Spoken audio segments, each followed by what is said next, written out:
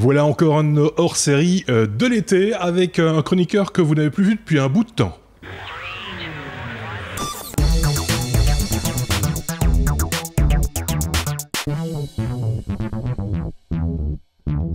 Certains d'entre vous ne le connaissent même peut-être pas, sauf si vous avez été regarder nos hors-séries consacrées à la domotique, puisqu'il s'agit de Patrick. Salut Patrick. Bonjour. On a longuement discuté ensemble à une époque, on a longuement parlé domotique. Tu reviens après plus d'un an, je pense. Oui, non, je pense, hein. Oui. Pour nous parler de tout à fait autre chose, parce que c'est une autre de tes marottes, c'est la sécurité informatique. Ça, c'est un de nos dada aussi, hein, chez les technos. Je pense que ceux qui nous écoutent le savent bien maintenant, on en parle régulièrement. L'été dernier d'ailleurs, on avait réalisé, tu les as sans doute vus, quelques hors-séries consacrées à différentes questions qu'avaient posées nos auditeurs, et il y avait évidemment pas mal de questions concernant la sécurité. On peut peut-être d'ailleurs leur dire aussi qu'ils peuvent là te poser des questions pour un avenir proche, pour le début de la 5e saison des Technos. Tu reviendras avec quelques hors-séries sur la sécurité. Voilà, on a prévu quelques petits hors-séries sur vraiment sécurité informatique. Oui. Mais vraiment très large, donc ça ira aussi vers du social engineering. Donc voilà, on va voir pas mal de choses au niveau sécurité qu'on a préparé pour vous. On verra ça à la rentrée. Alors, nos auditeurs qui ont l'habitude, ils savent très bien que nous sommes en Belgique, donc il y aura certainement, encore une fois, quelques expressions belgo-belges. Patrick a peut-être un accent un peu plus prononcé que les autres chroniqueurs. Donc voilà, ça fait partie de notre charme, paraît-il. Ce qui ne change absolument rien au niveau des compétences. On va peut-être, pour ce hors-série estival, parler de deux, trois petites choses que tu nous as amenées pour se mettre un petit peu dans l'ambiance. Oui, tout à fait. Donc voilà, j'ai voulu commencer avec des choses de sécurité. Donc ceci est une clé USB. Toute bête. Toute bête. Elle est pas plus bête que cette clé USB. Non, voilà, c'est une clé totalement normale, on va dire, visuellement. En fait, ce qu'elle va faire, c'est qu'elle va émuler en fait un clavier. D'accord. Et donc, dès qu'on va le mettre dans un ordinateur, on va pouvoir commencer à injecter des commandes dans l'ordinateur. Ok. Donc, ça permet, pour quelqu'un qui n'a pas locké son PC, de pouvoir commencer à télécharger des programmes, les exécuter, ouvrir des backdoors pour pouvoir après se retrouver dans le PC de la personne. Et donc, on va faire quoi? On va programmer je suis tout d'un coup surpris, on va programmer la puce, enfin la carte, une petite carte SD si je m'abuse à l'intérieur. Quand on l'ouvre, et voilà. Quand on l'ouvre, si j'arrive, voilà. Ouais. Il y a une petite carte SD où on va mettre un payload. Donc c'est vraiment le petit programme malveillant qui va pouvoir être exécuté sur le PC. Et qui va démarrer dès que la clé USB est alimentée, en fait. Hein. Oui, donc dès qu'on met la clé USB, vous allez voir une installation de driver de... Montrer bien haut. Voilà. Donc dès que la clé USB va se mettre en marche, donc vous allez voir l'installation d'un driver de clavier. Oui, c'est ça, de clavier. Tout à fait. Bien souvent, les utilisateurs cliquent dessus sans trop faire attention, en disant c'est normal, j'ai branché un truc. Oui, il y a toujours quelque chose à cliquer quand on branche. Il n'y a même pas besoin de cliquer sur quoi que ce soit. Ah ouais, donc le temps qu'on voit ça commence à exécuter les commandes, et donc ça prend vraiment quelques secondes avant de pouvoir... Alors, ça coûte pas super cher, j'imagine, ce genre de petit bitonio? Non, enfin on est quand même sur 30-40 euros, je ne me souviens plus exactement le prix, parce que je l'ai acheté quand même il y a un certain temps, mais voilà, on est sur... Là, ce qu'on veut dire en montrant ce genre d'objet, c'est qu'effectivement, on l'a déjà dit, mais on va le répéter peut-être, c'est que si vous trouvez une clé USB... particulièrement sur un parking devant votre voiture, hein, c'est vrai, hein, ou à la sortie de votre ascenseur à votre domicile, ou des choses comme ça, vous êtes peut-être la cible d'un hacker qui ne veut qu'une seule chose, c'est que vous branchiez cette petite saloperie sur votre machine pour aller récupérer des informations. Alors, le commun des mortels, monsieur tout le monde ne doit pas trop s'inquiéter, effectivement, mais si vous avez une position dans une entreprise ou à l'État ou que sais-je, là vous êtes peut-être la cible de pirates informatique tout simplement qui cherche une seule chose, c'est aller insérer du code malveillant sur votre machine ou des choses, ou aller vous espionner. Ça ressemble énormément aux clés USB qu'on reçoit en cadeau par certaines sociétés. C'est ça. Donc voilà, on se dit voilà, pourquoi pas, je vais regarder la présentation, bien c'est sympa, c'est une petite clé USB normale. Et ça ouvre des portes insoupçonnées sur les PC. On reçoit comme ça des clés, enfin, je ne veux pas dire très souvent, mais c'est vrai que c'est un cadeau à la mode, un cadeau d'entreprise à la mode, la clé USB logotisée ou pas d'ailleurs. Et on se dit, tiens, dessus il y a un cadeau, il y a sans doute des chouettes visuels, il y a une vidéo sympa ou quelque chose comme ça. Et c'est parti, on l'a... On répète, ne pas installer ça. Ne pas installer ce genre de... Pas une clé USB qu'on ne connaît pas. Qu'on ne connaît pas, ou alors sur la machine de quelqu'un que vous détestez. Des collègues qui ne loquent pas le PC. Oui, c'est ça. Il faut se méfier comme ça aussi.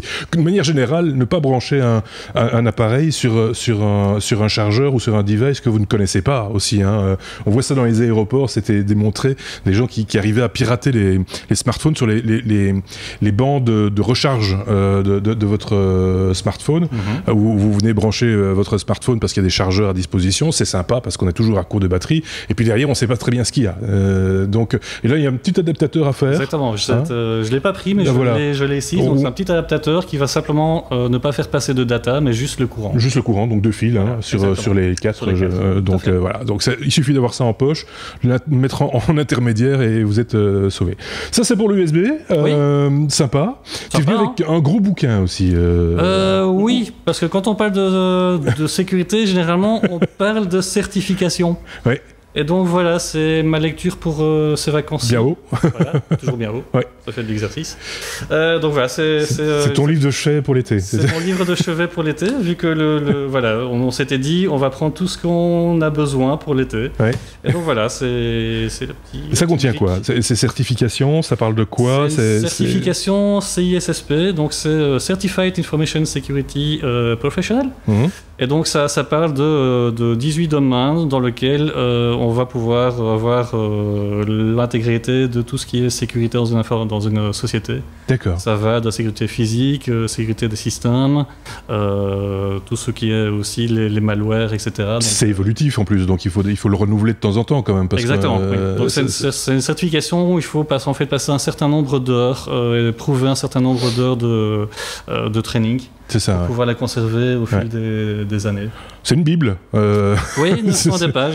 C'est vrai, c'est 900 et des pages, voilà. Ouais. Et puis ça se consulte aussi, ça se lit pas comme un roman, j'imagine. Ça se consulte aussi, par ailleurs, quand on a besoin d'une information plus précise. On peut pas tout mémoriser non plus. Il faut pas... pour le jour d'examen, il vaut mieux avoir quand même quelques... Enfin... on n'a pas droit à ça. Donc c'est ça. Donc, c'est un examen un peu spécifique où on peut rentrer avec rien du tout. Ah oui. Donc même pas un téléphone, rien du tout. D'accord, ok. Donc, ça, j'imagine qu'en termes de sécurité, ils s'y connaissent un peu. Donc c'est un examen un peu pratique.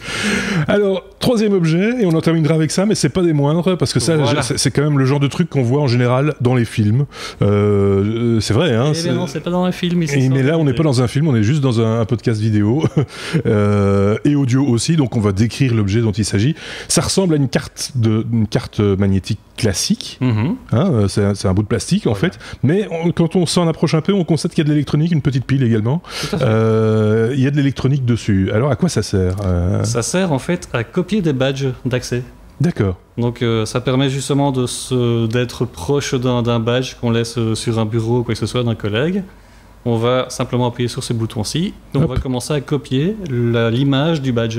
C'est ça. Donc, des technologies de badge, il en existe pas mal. Et généralement, les premières technologies qu'on voit encore beaucoup dans nos sociétés, c'est simplement un identifiant unique qui est simplement mis dans la carte, en fait. Oui.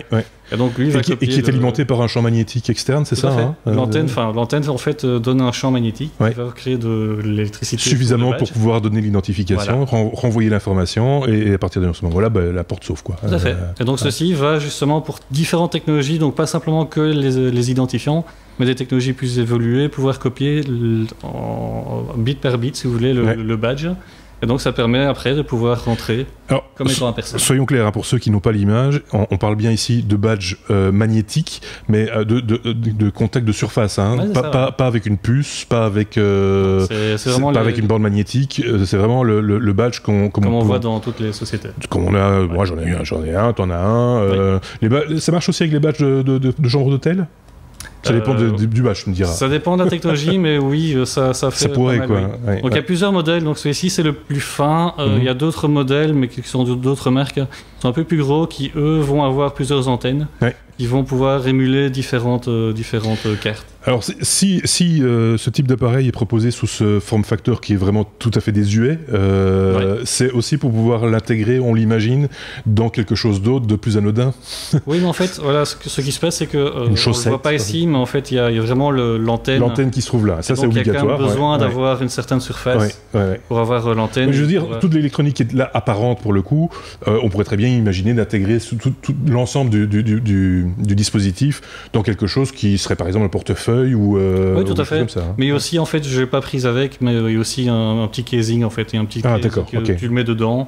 Et voilà, ça existe en différentes couleurs, même le blanc. Oui. Donc ça ressemble vraiment à un badge. Là aussi, je serais tenté de dire, l'idée n'est pas de vous inspirer et de vous donner envie de copier des badges hein, c'est vrai.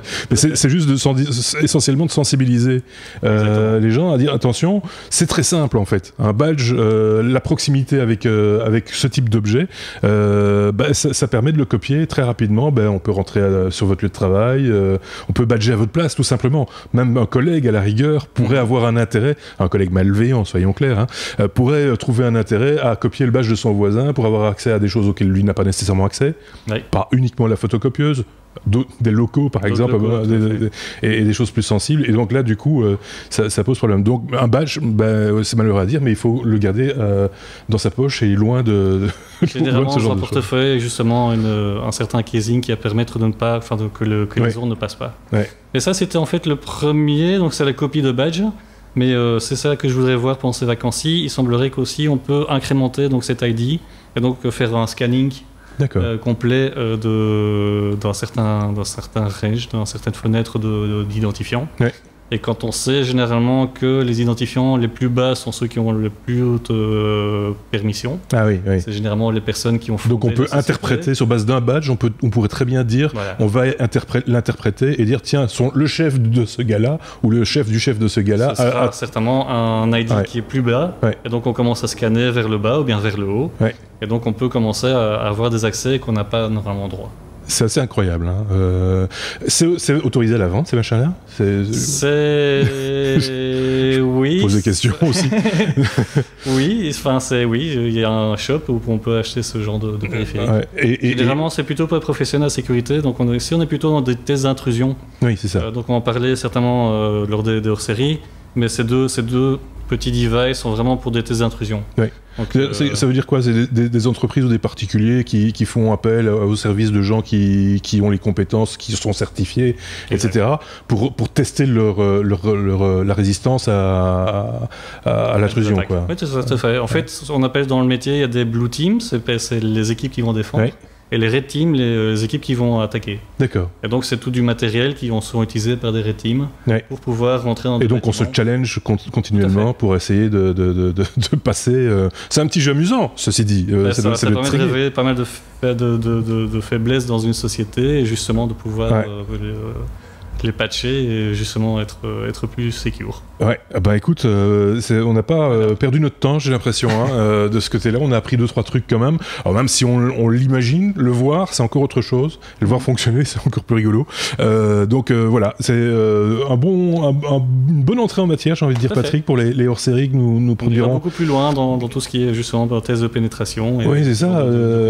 Moi, je pense des idées comme ça, n'hésitez pas à poser des questions en commentaire de cette vidéo ou sur notre blog lestechno.be. Si vous avez des questions particulières, moi je pense par exemple aux intrusions dans les voitures, les clés de voiture, comment est-ce que c'est bien sécurisé, est-ce que c'est piratable, de quelle manière, etc. J'ai entendu dire que si je laisse mon ordinateur dans le coffre de la voiture, quelqu'un de l'extérieur peut savoir quel type d'ordinateur est dans mon coffre ou quel type de device, smartphone, tablette ou autre est disponible, et donc du coup il va peut-être se donner la peine de l'ouvrir mon coffre alors que s'il n'y a rien il n'ira pas. Enfin voilà, plein de choses comme ça. Si vous avez des questions du même ordre, n'hésitez pas à les poser. On essaiera d'être le plus transparent possible. Hein. Je le dis en prenant les pincettes parce que il y a des choses que sans doute que Patrick ne pourra pas dire, justement pour des raisons de sécurité, peut-être. Hein.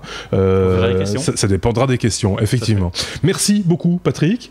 Très bel été à toi. On va continuer à transpirer de notre côté. N'hésitez pas à laisser des commentaires, à liker cette vidéo, à la partager, les pouces bleus, machin, tout ce qui s'ensuit. Et on se dit à très bientôt. Bye bye. Bye.